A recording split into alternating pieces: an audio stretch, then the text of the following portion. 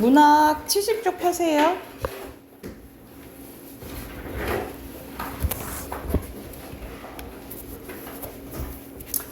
자, 70쪽 보면은 이제 소설에 대해서 이제 들어갔는데, 우리가 소설의 3요소가 뭐지요? 누구세요? 소설의 3요소가 뭐죠? 소설에서 꼭 있어야 되는 거? 인물. 인물이요? 땡. 하고 싶은 말은 다 있어야겠지. 그게 뭘까요? 전하고 싶은 말. 작가의 중심 생각. 주. 주간. 네? 주제. 그리고 어떻게 이루어져 있는지. 어떻게 이루어져 있는지. 구성. 그리고 쓰는 스타일. 타임. 쓰는 스타일.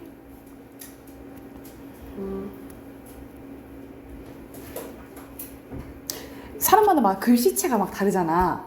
그런 것처럼 작가마다 쓰는 스타일이 달라요. 특징. 내가 글씨체라고 힌트를 줬잖아. 체. 문체예요. 이게 소설의 3요소야. 소설의 3요소가 주제 구성 문체고, 이 구성의 3요소가 여러분이 알고 있는 인물, 사건, 배경이고요.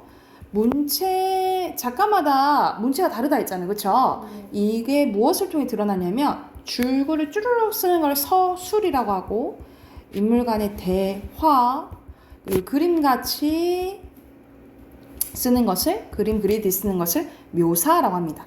이 서술, 대화, 묘사를 통해서 문체가 드러난다라고 생각을 하시면 돼요. 네, 오늘 나올 부분이 소설 구성 중에 인물에 대해서 나오네. 자, 인물에 대해서 보면요. 소설 산문 문학에 등장하는 사람으로 산문 문학을 구성하는 요소 중에 하나이며 행동과 사건의 주체를 인물이라고 합니다. 특징은요. 특징 봐볼게. 인물들은 작가가 만든 이야기 틀 속에서 다른 인물과 관계를 맺으며 이야기를 이끌어 나가고요. 인물의 특성, 인물 간의 관계 등의 설정을 통해 작가는 뭐를 드러낼 수 있다? 주제를 효과적으로 구현시킬 수 있고요. 동물이나 사물이 주인공으로 등장하는 경우에는 그 동물이나 사물이 작품 속 인물이 됩니다. 인물로 본다는 거죠. 그쵸? 그 대표적인 게 우리가 우화소설이지. 그치? 자, 인물은 성격, 특성에 따라서 나뉘어지는데 전형적 인물과 개성적 인물로 나뉘어집니다. 먼저 이거는 인물의 성격적 특징이라고 나오긴 했는데 뭐라고 생각하시면 되냐면 사회 집단을 대표하냐 안 하냐 이렇게 생각을 하시면 돼요. 그래서 계층, 사회, 시대, 세대를 대표하면 전형적 인물이라고 합니다. 그래서 우리가 효녀 하면 누가 생각나요? 심청이가 생각나죠. 그쵸? 이런 식으로 어떤 사회 집단을 대표하는 게 전형적 인물. 그리고 만약 독특한 개성을 지니면 말 그대로 개성적 인물이라고 생각하시면 되고요. 성격과 행동의 변화 유무에 따라서 변하지 않으면 평면적 인물, 변하면 입체적 인물이라고 보시면 됩니다. 우리가 흥부, 놀부 생각하면 흥부와 놀부는 처음부터 끝까지 착하고 나쁘죠. 이런 식으로 성격 변화가 없으면 평면적 인물을 생각하시면 돼요. 그래서 전형적 인물과 평면적 인물을 연결시켜 볼까요? 보통 고전소설의 인물이 전형적이고 평면적인 경우가 많고요. 개성과 입체는 거의 현대 소설 인물의 좀 특징이라고 생각을 하시면 돼요. 다 그런 건 아니지만. 그리고 등장하는 비중이나 역할에 따라서 말 그대로 주인공이면 중심 인물, 그리고 주인공 이외의 인물을 주변 인물이라고 보시면 되겠죠. 그래서 여기서는 간단하게 인물의 유형에 대해서 나왔다라고 보시면 됩니다. 그래서 고전 소설의 인물의 특징은 전형적, 평면적 생각을 하시면 돼요. 왜냐면 보통 우리가 소설이 만약 시험 범위다 그러면 소설의 갈래에 나왔을 때 이 문제가 많이 나오거든요. 특징 중에 하나로 기억해 두시고, 옆에 개념 연습하기 문제 가볼게요. 오상원의 유해라는 작품이 나오네요. 여기서 배경이 전쟁입니다. 그래서 전쟁의 비인간성과 잔인함에 대해서 얘기한 소설인데 일부분 봐볼게요. 동무가 총살. 이 두 마디가 그의 머릿속에 못 박혔는데 그라고 표현했으니까 뭐 3인칭으로 볼 수 있겠죠. 그쵸? 눈앞이 아찔하다. 그는 더욱 정신을 가다듬고 그들의 일거일동을 살펴대요. 머리가 텁수룩하고 야인 얼굴에 네이바람을 한 청년이 양손을 등 뒤로 묶인 채 맨발로 서 있는 게 띄었대.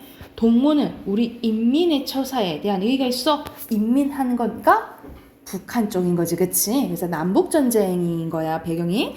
그 위험으로 보아 대자인듯 싶다. 그래서 뭐라 대답하냐면, 생명체와 도구와는 다른 것이오. 내 이상 더 무엇을 말하고 싶겠소. 나는 오히려 포로가 되었을 때, 너네들한테 잡혔을 때, 비로소 내가 확실히 호흡하고 있는 인간이라는 것을 알았을 뿐이요. 오히려 이제 잡히니까, 내가 살아있는 생명체구나 느꼈다는 거야. 나는 기쁘고, 내가 한 개 기계나 도구가 아니었다는 거, 하나의 생명체인 인간으로 살아있었다는 거, 그리고 그 인간으로 죽어간다는 것이 한없이 기쁠 뿐이다. 그래서 오히려 여기서 지금 죽는 상황에 생명성을 느꼈다라고 얘기를 하는 거잖아요. 그렇죠? 이걸 통해서 작가가 드러내고자 한 것은 전쟁의 비인간성, 폭력성을 비판한 부분이라고 보시면 돼요. 그래서 명확히 차가운 음성이었대. 그러면 여기서는 등장인물의 심리가 주로 생각이 무엇을 통해서? 말로 통해서 드러나는 거죠. 그렇죠? 대화가 있으니까. 그리고 기억을 통해서 자신이 지금 죽을 위기에 처했잖아. 그거에 대해서 막 무서워해요? 아니죠? 초연한 거지. 그치? 의연하다라고 보시면 되겠죠. 바로 인물에 대해서 파악하는 문제였어요. 그리고 밑에는 유명한 김동리의 역마입니다.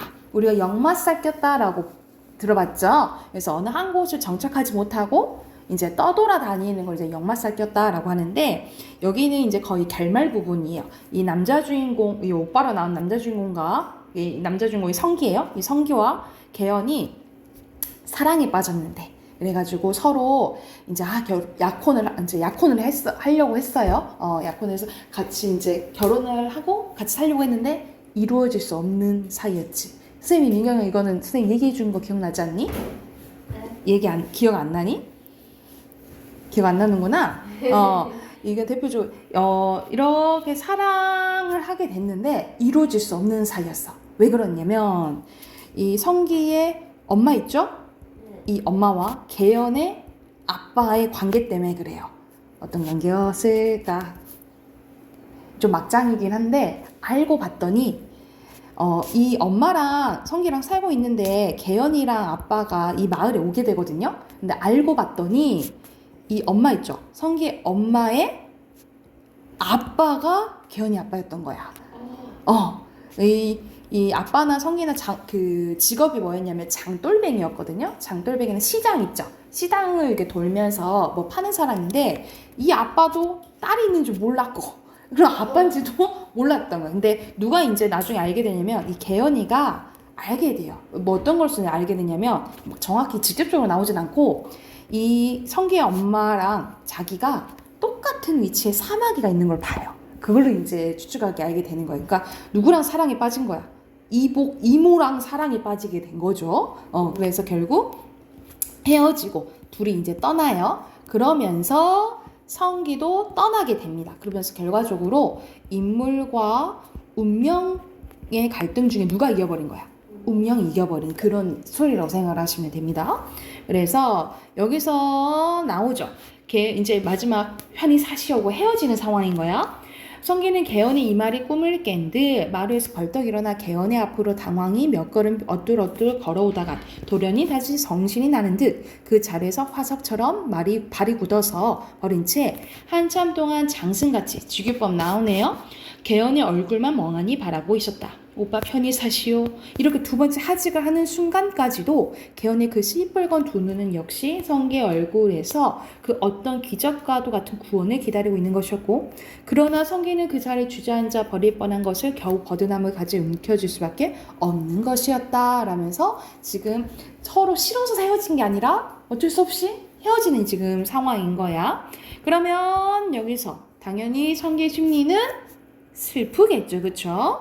그리고 여기서는 3인칭 서술자가 인물의 성격을 직접 서술하고 있나요? 여기서는 말과 행동이 나타나잖아요, 그치? 말과 행동은 심리를 간접적으로 전달하는 거예요. X고, 그리고 여기서는 개연은 자신의 욕망을 적극적으로 드러내? 그런 게 아니고 수긍하고 지금 떠나는 상황이잖아요, 그치? 개성적인 인물 전혀 아니죠. X 이렇게 보시면 됩니다. 자, 한 장 더 할게요. 그 다음 쪽 보면은 뒤로 넘기면 인물이 보이는 태도에 대해서 나옵니다. 인물의 태도가 나오는데 인물이 작품 속 사건이나 상황 그리고 다른 인물에 대해서 대하는 대응 방식을 말 그대로 인물의 태도라고 하는데 특징은요. 인물이 자신이 처한 상황에 대해 보이는 태도를 통해서 뭘 알 수 있냐면 인물의 성격이나 평소의 가치관을 알 수가 있어요. 그리고 인물이 가진 고유 성격이나 가치관뿐만 아니라 주변 상황이나 인물에도 영향을 받고 서술자가 직접 해설을 통해 설명해 줄 수도 있지만 아까 전에 선생님 말했잖아. 인물의 말과 행동을 통해서 전달하는 건 어떻게 전달하는 거라고? 간접적으로 전달한다라고 생각하시면 돼요. 그래서 이런 태도를 통해서 인물의 성격이나 가치관을 알 수 있는 게 대표적으로 선생님 항상 생각하면 그게 생각나. 똑같은 상황이어도 대응 방식이 다를 수가 있다는 거죠. 예를 들어서 여러분 부산행 봤어요? 부산행 영화 안 봤어요? 근데 그 어떤 이야기인 줄 알죠? 좀비 바이러스가 막 퍼지잖아. 그 좀비 바이러스 퍼졌을 때 그 공유처럼 주인공 공유처럼 자 내가 위험에 처할 수도 있는 다른 사람을 구해 줄 수도 있는 거고 그 나쁜 김희성 아저씨처럼 자기가 살겠다고 남을 밀어버리거든요. 밀어버려서 그렇게 태도를 보일 수도 있는 거고 이런 이기심을 보일 수도 있는 거고 그래서 똑같은 상황에서도 이 처하는 자세에 따라서 뭐 인물의 성격 또는 더 크게 보면 주제도 알 수 있다라고 생각하시면 돼요. 그래서 밑에 대표적인 태도 나오는데 낙관적은 거의 긍정적이라고 생각하시면 돼요. 낙관, 반대는 비관 생각하시면 되겠죠. 여기서는 비관이 안 나왔네. 반대는 비관적 태도. 비관적은 나는 안 돼, 안 될 거야. 뭐 이렇게 생각하는 거겠죠, 그렇죠? 절망도 거의 비슷하다 생각하시면 돼요. 좌절하는 태도. 의지는 뭔가 해보겠다는. 그리고 주관적, 말 그대로 주관적은 개인적인 생각이잖아, 그치? 주관적인 생각, 판단, 평가를 드러내면 주관적. 객관적은 있는 그대로 바라보는 태도, 반대 개념이라고 생각하시면 되고, 중립은 어디에도 치우치지 않는 공정한 태도라고 생각하시면 되고요. 우리가 풍자 배웠잖아요, 그치? 풍자는 비꼬면서 비판하는 거죠, 그쵸? 말 그대로 지적해서 비꼬는 태도. 해악은 그냥 웃음 유발하는 거라 생각하시면 되고요. 긍정, 부정은 여러분 아니까. 호의적은 호가 좋을 호자예요. 우호적인 거. 그 사람에 대해서 좋게 생각하는 거.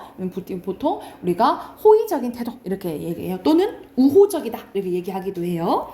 그리고 비판은 말 그대로 옳지 않을 때, 너 난 잘못됐어 라고 얘기를 할 때 비판적인 태도라고 생각을 하시면 됩니다. 우리가 보통 비판적인 사고 같은 거는 옳고 그름을 판단하는 거잖아요, 그렇죠? 근데 여기서 나오는 이 비판적인 태도는 보통 부정적으로 대할 때, 뭐라고 할 때 이제 비판적 태도라고 생각하시면 돼요. 자, 그리고 밑에는 인물의 태도가 드러나는 방식에 대해서 나오는데 인물의 말을 통해서도 나타날 수 있고 인물의 행동을 통해서도 나타날 수 있고요. 아니면 아예 서술자가 말해줄 수도 있다라고 보시면 돼요. 인물이 말하는 경우는 말 그대로 감정에 호소하거나 설득적으로 말하거나 돌려 말하거나 아니 어떤 권위자에 기대어서 말하는 건데 이거는 크게 외울 필요는 없고 이렇게 나타낼 수도 있다 정도만 이해하시면 될 것 같아요. 마지막 그 서술자의 목소리 봐볼게. 서술자가 아예 인물에 대해서 이제 아예 얘기해 주는 경우가 있어요. 그거는 몇 인칭일 때 가능해? 3인칭, 그치? 전지적 작가 시점일 때 가능해요. 그래서 이 서술자가 개입을 하는 거예요. 이 인물에 대해서 직접 서술하고 얘기해 주기도 하고 또는 서술자가 아예 개입해서 얘기해 주는 경우도 있는데 그것을 편집자죠? 논평이라고 하죠. 이건 거의 좀 고전 소설에서 좀 많이 나오는 부분인데 아예 뭐 상황이나 아니 인물이나 이런 거에 대해서 다 개입해서 얘기를 해주면 편집자적 논평이 쓰였다라고 보시면 됩니다. 그러면 이것도 또 해당하는 예시 한번 봐볼게요. 옆에는 박태원의 천변 풍경에 대해서 나오는데 좀 묘사가 많이 나와요. 소녀는 곧 밖으로 뛰어나왔는데 그리고 신기롭게 주위를 둘러봤대요. 나는 그렇게도 오고 싶어 마지 않았던 서울에 기어코 거에 말았다. 이 생각이 소년의 눈에 보였다라는 거죠. 그래서 여기서 나는 누구의 생각인 거야? 소년의 생각 얘기한 거야. 이 생각이 소년의 눈에 보이는 것, 귀에 들리는 것, 그 모든 것을 간격을 주었는데 아무리 시골에서 처음 올라온 소년의 마음이라도 결국 그다지는 신기로울 수 없고 또 아름다울 수 없는 이 천변 풍경이 오직 이곳이 서울이라는 그 까닭만으로 그렇게 아름답고 또 신기했대. 그럼 여기서는 소년의 입장이 다 나오잖아, 그쵸? 그러면 전지적 작가 지점이라고 보시면 되겠죠, 그쵸? 창수는 우선 개천 소 빨래토를 눈을 주었는데 한 20명이나 몰려든 빨래꾼들이 있었고 그리고 그들이 누구 하나 꺼리지 않고 제멋대로들 지절대는 소리와 또 쉴 사이 없이 세차게 놀리는 방망이 소리가 그의 귀에는 무던히도 상쾌했다는 거죠.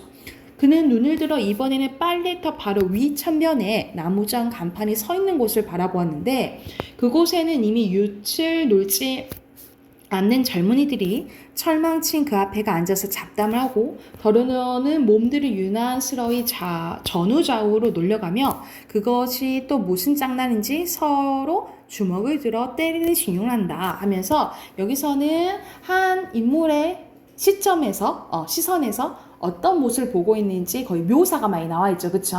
그래서 여기서는 심리가 드러난 부분은 여기서는 신기하고 아름다웠다 했잖아요. 그치? 니은에서 드러나고요. 그리고 3인칭 서술자가 인물의 태도를 직접 서술하는 거 맞죠? 전지적? 작가 시점이잖아요. 그치? 맞고요. 뭐 여기서는 부정적인 태도 드러나요? 그냥 묘사 나오잖아요. 그쵸? X라고 보시면 됩니다. 그리고 밑에는 고전소설 일부분이 나오네요. 옹고집전인데 여기서는 이 옹가가 있는데 얘는 조금 못됐어요. 그래서 주변 사람들한테 잘 못해가지고 얘를 이제 혼내주러 가짜 옹가가 오게 됩니다. 그래서 그러니까 말 그대로 민경이랑 똑같은 사람이 나타난 거야. 그래서 내가 진짜 민경이다 하고 이제 한 상황을 생각하시면 돼요. 그래서 집 옹고집이 가짜겠죠. 밥만 웃고 집으로 돌아와서 바로 내정을 들어가니 처자식들이 내달아 잡고 들어가니 하늘도 무심치 아니하고 내 좋은 영세와 처자를 빼앗기지 아니하였다. 그러니까 이게 무슨 상황이냐면 이제 내가 진짜 옹고집이다. 내가 진짜 옹고집이야. 이렇게 얘기를 했다가 결국 이제 심판을 받으러 가요. 그래서 지금 가짜가 진짜라고 판명돼서 가짜가 집에 온 상황이라 생각하시면 돼요. 그래서 송사를 이긴 내력을 말하니까 처자 권속이며 상한 노비들이 참 옹고집인 줄 알고 진짜 옹고집인 줄 알고 마누라는 뭐라 하냐면 우리 서방님이 그런 고생이 또 있을까 묻 아들이 나서며 그런 자식에게 아버지의 큰 봉제를 보았다. 노복종이며 마을 사람들이 다 칭찬하거늘 집 옹고집이 내가 혀를 단신으로 자수성가하였기로 전곡을 과연 아낄 줄만 알았더니 내빈 왕객 접대상과 만가 동양거지들을 독하게 박대해서 인신부득 절로 되어 이런 재변에 난듯 싶으니 내가 너무 짠돌이처럼 주변 사람들 너무 박해가지고 이런 나쁜 일이 일어난 것 같아 이렇게 얘기하면서 사람 되고 개가천선 못할 소냐 나 개가천선했어 이렇게 얘기를 하는 거죠. 오늘부터 재물과 곡식을 흩어서 활인구제하리라. 내가 갖고 있는 재물이랑 곡식 다 나눠줄 거야. 이렇게 얘기하는 거야. 그래서 전곡을 흩어 사방에 구차한 사람을 구제한단 말이 낭자하니 팔도 거지들과 각절 유걸 그리고 유승들이 구름 모이듯이 모여드니 백냥 돈 천냥 돈을 흩어주니 옹고집 인심 좋단 말이 낭자하너라 하면서 가짜가 와가지고 진짜 옹고집 재산을 다 나눠준 그 상황이라고 생각하시면 돼요.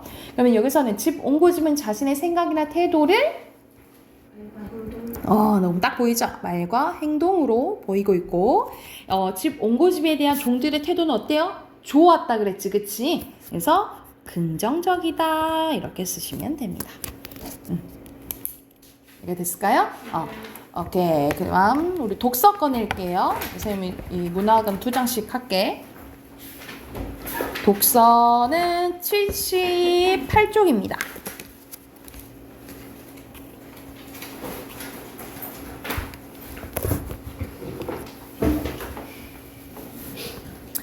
자, 여기서는 뭐에 대해서 나오냐면 지문을 보고 비판적으로 반응하는 그리고 맞는지 평가하는 문제들이 나와요. 그래서 말 그대로 비판, 반응의 적절성 평가 이렇게 나와 있죠. 여기 개념 이야기 가볼게.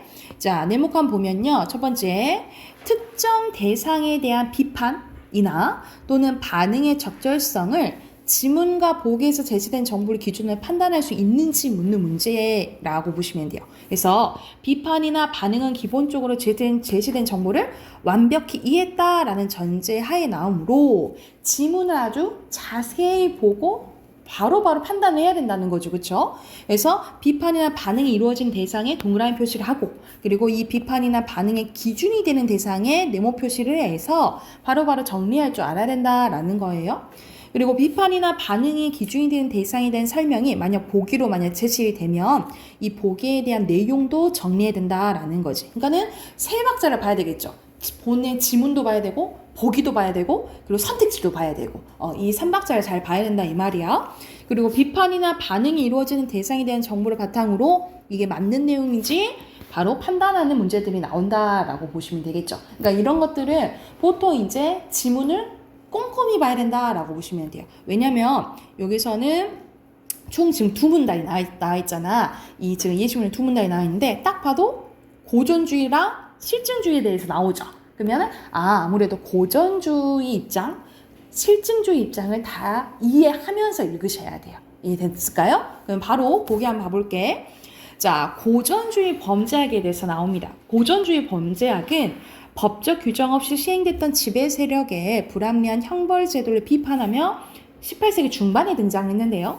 고전주의 범죄학에서는 범죄를 포함한 인간의 모든 행위는 자유의지에 입각한 합리적인 판단에 따라 이루어지므로 범죄에 비례해 형벌을 부과할 경우 개인의 합리적 선택에 의해 범죄가 억제될 수 있다고 보았다는 거예요. 그러니까는 이 범죄의 경도가 심해질수록 형벌도 세게 하면 당연히 무서워서 사람들이 범죄를 저지르지 않겠지 이렇게 생각했다라는 거야.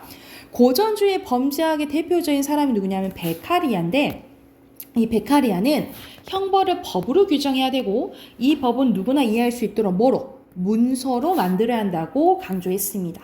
또한 형벌의 목적은 사회 구성에 대한 범죄 행위의 예방이며, 따라서 범죄를 저지를 경우 누구나 법에 의해서 확실히 처벌받을 것이라는 두려움이 범죄를 억제할 것이라고 봤다라는 거야. 그래서 이러한 고전주의 범죄학의 주장은 각 국가의 범죄 및 범죄자에 대한 입법과 정책에 많은 영향을 끼쳤다라는 거죠. 이런 범죄와 관련된 법을 만드는 영향을 많이 끼쳤다라는 거야. 그에 반해 시간이 지나서 19세기 중반 이후 사회 혼란으로 그럼에도 불구하고 범죄율이랑 재범률이 증가한 거예요. 그래서 범죄 원인을 과학적으로 증명하려 한 게 뭐라는 거야? 실증주의였다라는 거죠.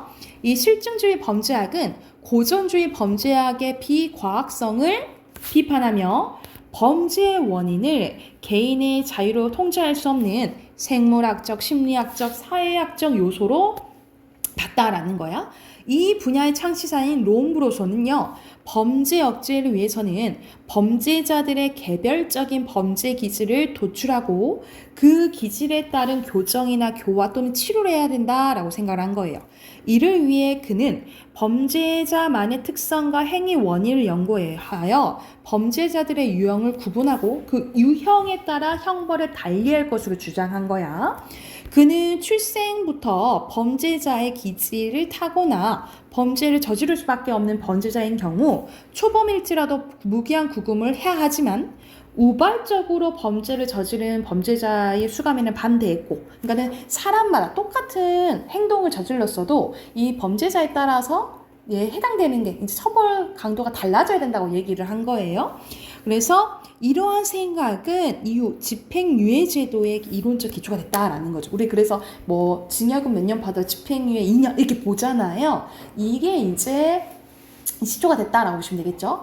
비록 차별과 편견이 개입된다는 비판을 받기도 했지만 롬 브로서의 연구는 이후 범죄 생물학, 범죄 심리학, 범죄 사회학의 탄생과 발전에 큰 영향을 끼쳤다라는 거죠. 그래서 이렇게 여러분이 보면서 고전주의 범죄학과 실증주의 범죄학의 생각들을 딱딱 정리해놔야 된다 이 말이야. 이거 관련된 이제 문제들이 나오겠죠. 어떤 문제가 나올 수 있냐면 예를 들어서 실증주의 입장에서는 고전주의를 어떻게 비판하냐 이런 문제가 이제 나올 수도 있다라고 보시면 되겠죠. 그래서 생각 정리를 다 해야 된다고. 그래서 우리 이 실증주의 보면 거의 요즘에 실증주의라고 생각하시면 되겠죠. 예를 들어 우리가 똑같은 범죄를 저질러도 이 사람이 뭐 사이코패스여서 뭐 이렇게 나오잖아. 소시오패스여서 이런 이제 그런 것을 좀 간과해주는 그런 것들이 나오죠.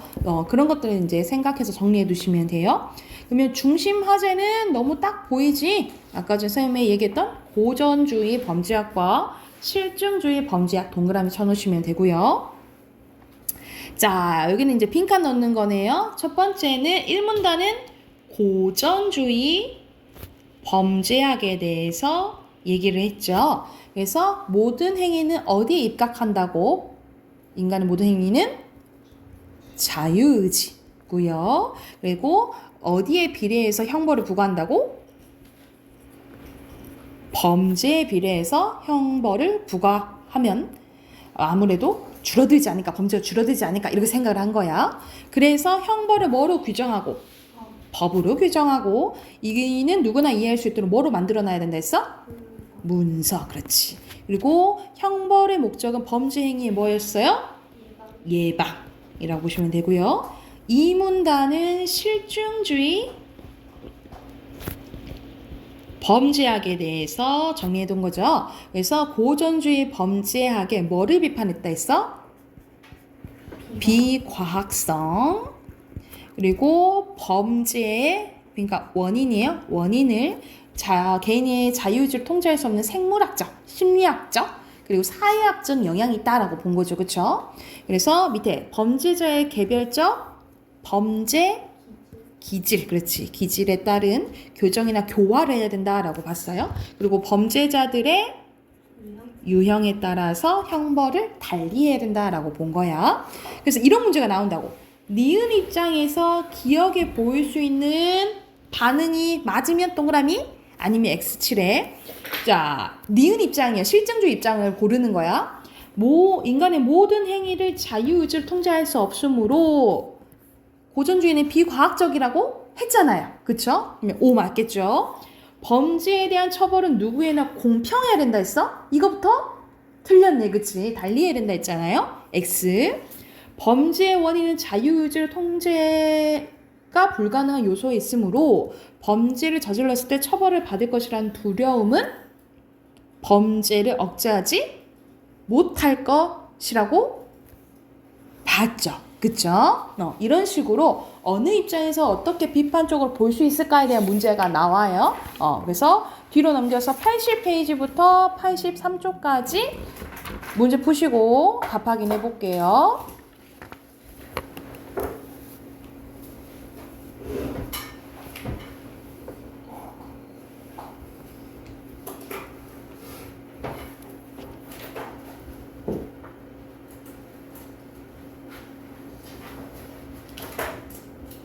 자, 답 확인해 봅시다. 여기서는 중심 화제에 대해서 동그라미 치라 했잖아요. 바로 첫 번째 줄 나와 있죠. DNS 스푸핑. 여기 동그라미 쳐놓으시면 되고요. 자, 2번에 빈칸 바로 DNS 스푸핑 뭐 간단하게 써놓으시면 되고, 옆에 빈칸은 뭐예요? 위조 사이트. 그리고 UDP 써두시면 되고요. 그 다음에 DNS 또 그대로 스푸핑의 과정이죠. 그래서 응답, 패킷, 그 다음에 네임, 서버 이렇게 넣으시면 되겠죠. 됐을까요? 그리고 이렇게 내용 확인하면 밑에 이제 학생들이 보일 수 있는 반응으로 적절한 거 확인하는 거네. 클라이언트는 응답의 진위를 판단합니까? 아니면 뭐라 그랬어? 거기 이 문단에 따르면 클라이언트는 네임 서버에 뭐 한다 그랬어요? 질의 패킷을 보내서 파악하고 사이트를 찾아가는데 판단하지는 않죠. 그쵸? X고요. 2번에는 3번에 나와 있죠. 맞고 3번도 맞아요. 그래서 X, O, O 이렇게 보시면 되고요. 자, 오른쪽에는 여기선 중심 화제는 감정이론입니다. 감정이론 동그라미 쳐놓으시면 되고요. 빈칸도 바로 넣을게요. 5번에 첫 번째 동일시, 그 다음에 지향적 성격을 부정한다 그랬죠. 그렇죠? 그 다음에 보편적, 그 다음에 차이 써놓으시면 됩니다. 그래서 밑에는 다른 이론이 나와 있잖아요. 제임스 이론에 따르면 하면서 요거랑 이제 비교하네. 사람이 공포라는 정서 상태에 있을 때 얼굴이 해숙해지고 등줄기에 식은땀이 흐르는 등 여러 가지 신체적 반응이 발생하는데 이러한 물리적인 변화는 의지에 의해 통제되기 힘든 특정 이제 느낌을 동반한대요. 그래서 이러한 느낌을 중심으로 느낌들의 복합체, 즉 신체적 감각의 복합체를 공포라는 정서와 동일시하는 게 제임스 이론이라고 보시면 되겠죠. 그러면 이거랑 이제 비교하는 거야. A는 신체적 감각의 복합체의 정서와 동일시하는 정서로 이해하는 거 맞죠? 그렇죠? 그리고 기억과 A는 정서의 지향적 성격을 전제한다 해서 아까 전에 앞에 뭐라 했어?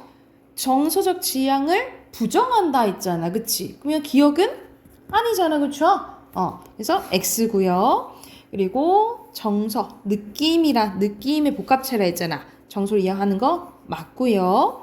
의지에서 통제되기 힘든 정서의 속성을 인정한다는 점에서 이거는 어떻게 통제하기 힘들다 했잖아. 그치? 앞에서도 맞죠. 그래서 2번만 틀렸어요. 그리고 뒤로 넘기면 우리 앞에서 배웠던 범죄학에 대해서 나오잖아요. 그치? 추가적으로 마지막에 나온 것은 환경범죄학이에요. 환경범죄에 대해서 나오는데 1번에 여기서는 가장 적절한 거 몇 번일까요? 여기서는 앞에 18세기, 19세기 중반, 그리고 1970년대 이런 식으로 시간의 흐름에 따라서 어떤 이제 범죄학이 나오잖아. 자, 이거는 우리 한 대상의 시대적인 변화가 나오면 통시적이라고 해. 이 단어를 알아둬야 돼. 한 대상의 시대적 변화를 나오면 통시적이라고 보시면 됩니다. 그래서 1번에 4번이고요. 그리고 2번에 기억과 니은에 대한 설명으로 적절하지 않은 거 우리 아까 전에 봤잖아. 그치? 그러면 여기서 알맞지 않은 거 몇 번일까요? 3번이죠. 그쵸? 그리고 3번에 합리적 선택 이론에 대해서 나오는데 합리적 선택은 또 뭐에 대해서 얘기를 해요? 환경적인 것에 대해서 얘기하죠. 그래서 셉테드와 환경적 요인에 대해서 말하는 게 동일적이죠. 그래서 5번이에요. 그리고 여기서는 거기 A 부분 보면은 그 5가지가 나와 있죠. 자연적 감시의 원리, 접근 통제의 원리, 영역성의 원리, 활동의 활성화 원리, 그리고 유지 및 관리의 원리가 있는데 해당되지 않는 게 뭘까요? 여기서 영역성의 원리는 안과 밖이라는 공간 영역을 조성해서 외부의 침입 기준을 명확히 확립하는 거야. 근데 여기서 CCTV가 안과 밖에 관련된 내용이 맞나요? 아니잖아. 그치? 그래서 아닌 거 5번이에요. 이 CCTV 설정과 영역성에 속하지는 않겠죠. 됐을까요? 넘어가 되겠어요? 그럼 문법 우리 저번 시간에 64쪽 하다가 말했지요. 64쪽 펴세요.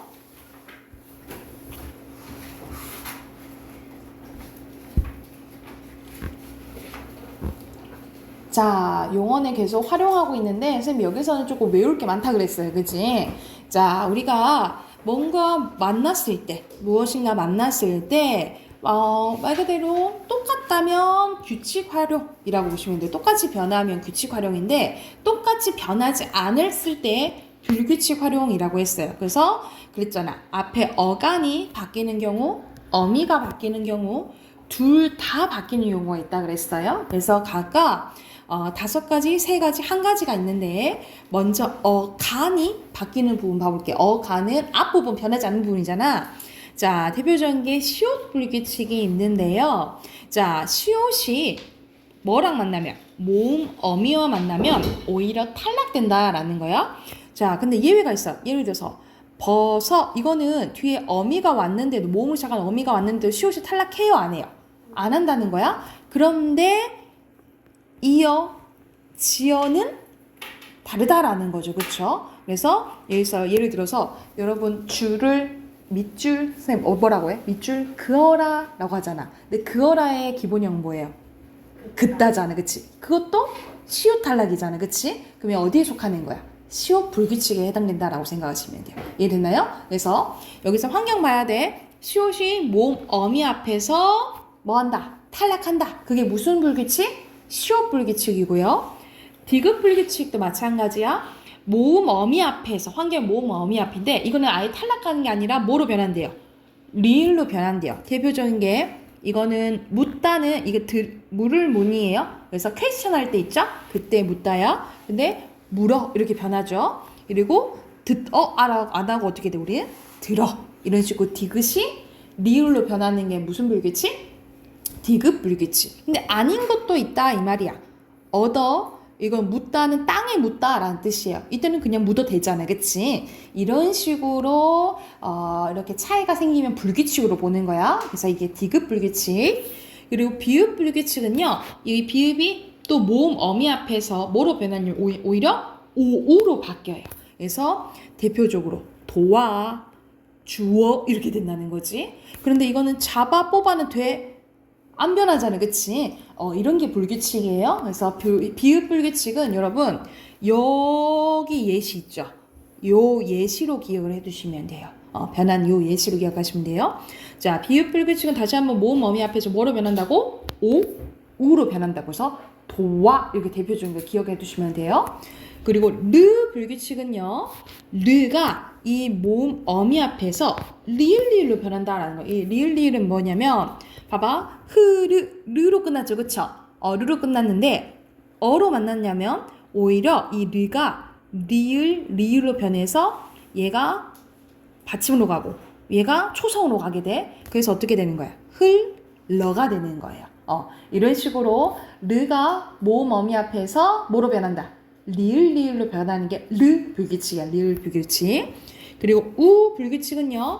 모음 어미 앞에서 오히려 탈락합니다. 이게 대표적인 게 퍼입니다. 푸어 했을 때 우가 탈락해서 퍼가 되는 게 우 불규칙이에요. 그래서 이거는 앞에 부분 뭐가 바뀌는 부분이야? 어간이 바뀌는 거죠. 그쵸? 그래서 5가지가 있는데 순서대로 뭐? 시옷, 디귿, 비읍, 르, 우 이렇게 있다라고 보시면 돼요. 그래서 예시로 요거 예시로 기억을 하시라고요. 예시로 기억해 두시면 되고. 자, 어미는 뒤에가 바뀌는 거겠죠. 그쵸? 대표적으로 3가지가 있는데 여 불규칙 봐볼게. 이 여는 하다 있죠, 여러분. 하다 뒤에 어가 요로 바뀌는 거예요. 그래서 공부하다잖아. 하에다 어가 받치는데 오히려 갑자기 뭐로 갑자기 바뀌어? 여로 바뀐다는 거야. 그래서 이거는 바뀌는 거를 이름으로 불러요. 그래서 이건 여불규칙이라고 해요. 여불규칙. 하 뒤에 아가 여로 바뀐다는 거야. 그리고 러불규칙인데 이거 잘 보세요. 어간의 르로 끝나는 일부 용언의 어미 어가 러로 바뀌는 거야. 그래서 여기선 이르다는 도착하다 할 때 이르다예요. 이때 어가 갑자기 뭐로 바뀌어? 러로 바뀌어. 이르어가 아니고 이르러 이렇게 되죠. 그리고 푸르 러가 된다라는 거야. 이거는 바뀌는 걸로 불러요. 그래서 이거를 러 불규칙이라고 해요. 러 불규칙. 그리고 마지막으로 오 불규칙인데 이건 완전 특이해. 우리가 달다는 달다는 어떤 것을 주도록 요구하다라는 기본형의 달다인데 우리는 뭐라고 한다는 거야? 달아라가 아니고 다 갑자기 다 오가 돼요. 명령형이 갑자기 아라가 뭐로 변한다는 거야? 희한하게 오로 바뀌어요. 그래서 우리가 달아라가 아니고 다오가 된다는 거죠. 주오 반대로 다오 이렇게 된다는 거죠. 그래서 이게 답표 중에 오 불규칙 뒤에가 바뀌는 거야. 이거는 바뀌는 걸로 불러요. 순서대로 여 불규칙, 러 불규칙, 오 불규칙이에요. 그래서 이것도 예시로 기억을 해두셔야겠죠. 그래서 여기서는 여, 러, 오로 외우시면 돼요. 여, 러, 오 어미가 바뀌는 거야. 근데 어간과 어미 두 개 다 바뀌는 경우가 있어요. 이게 히읗 불규칙이에요. 히읗 불규칙. 히읗으로 끝나는 어간에 아오가 오면 오히려 히읗이 탈락되고 뒤에 어미도 바뀐다는 거. 이건 완전히 또 달라져요. 여러분 파라타가 기본형이잖아, 그치? 근데 파라 플러스 아서인데 오잉 뭐가 달라져? 히읗 탈락되죠. 그리고 합쳐져서 어떻게 돼? 레서가 돼요. 그쵸? 그리고 하야타도 마찬가지야. 예서 이렇게 돼버려. 이게 앞에도 바뀌고 앞에인 어간도 바뀌고 뒤에 있는 어미도 바뀌죠. 그래서 이건 두 개 다 바뀐 경우라 생각하시면 돼요. 이건 하나밖에 없어. 히읗 불규칙 이렇게밖에 없어. 그래서 여기서는 항상 예외인 것들을 외우셔야 되잖아요. 그쵸? 외워야 되잖아요. 그래서 불규칙에는 어간 바뀌는 거, 어미 바뀌는 거, 어간, 어미 두 개 다 바뀌는 게 있는데 어간 바뀌는 거는 5가지가 있어요. 시옷, 디귿, 비읍, 르, 우 이렇게 있고 그리고 어미가 바뀌는 것은 어떻게 해요? 여러, 오 그래서 여러, 오 불규칙 있다라고 생각하시면 되고 어간, 어미 바뀌는 거는 하나가지 있죠. 하나 있죠? 뭐 있어? 히읗 불규칙 이렇게 생각하시면 됩니다. 그러면 여기에 해당되는 용언의 활용 부분이 끝나요. 그래서 오늘 65조 65조 바로 풀고 답 확인하고 쌤 끝내줄게. 먼저 옆에 풀어보세요. 바로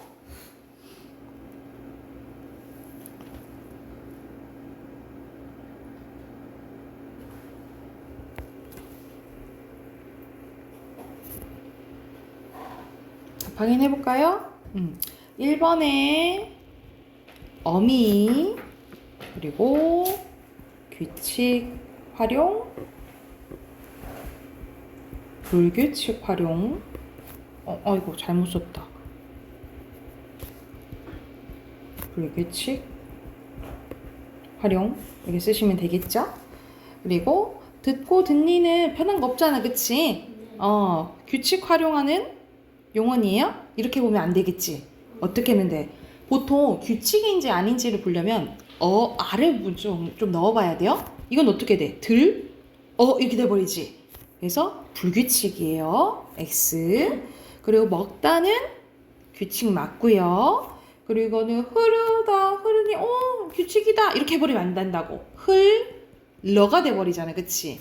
이것도 불규칙이에요. X. 자, 우, 도와, 비읍, 들어, 디귿, 지어, 슛, 흘러, 르죠. 그리고 다른 것 좋아하,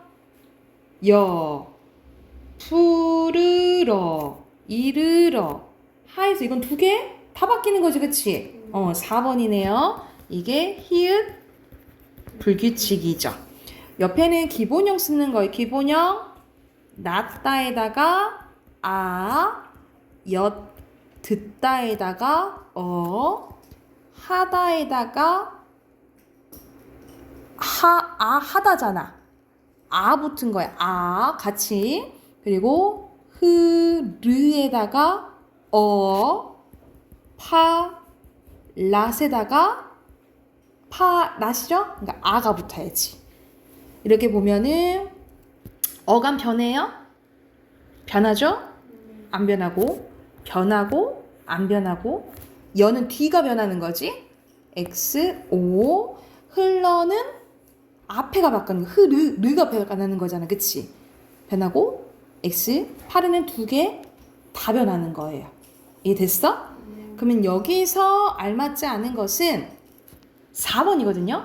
치르다는 탈락이야. 그래서 이거는 규칙이에요. 규칙 활용인데 흐르다는 앞에가 바뀌었지, 그치? 이거 대표적인 뭐야? 어간이 바뀐 거잖아. 니은이 아니고 기억에 속하겠죠. 오케이? 그래서 4번이고요. 밑에 빈칸 본용언, 보조용언, 어간, 어말, 선어말, 그리고 전성, 그리고 대등적, 종속적, 규칙, 디귿은 뭐로 바뀐다 했어? 릴, 그리고 여불규칙이죠? 그리고 이건 어간과 어미 다 바뀐다 했죠. 네. 됐나요? 네. 자, 우리 숙제 체크. 뒤로 나면 66쪽부터 69쪽까지 그리고 빈칸 넣는 것도 다 채워서 오세요. 69쪽까지 숙제고 틀린 단어 써오시고 그리고 우리 월요일만 어휘 보잖아. 네. 다음 주 월요일 날 17, 18 외우시면 돼요. 17, 18 됐죠?